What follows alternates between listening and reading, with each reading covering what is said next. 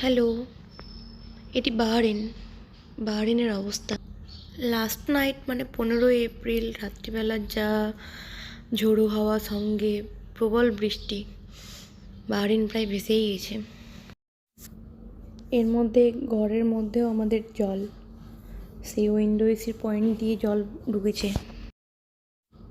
এখনও পর্যন্ত যা হাওয়া দিচ্ছে তার জন্য স্কুল কলেজ সমস্ত কিছু আজকের জন্য বন্ধ। আমাদের নিচের পার্কিংয়ের শেডটাও ছিঁড়ে পড়েছে।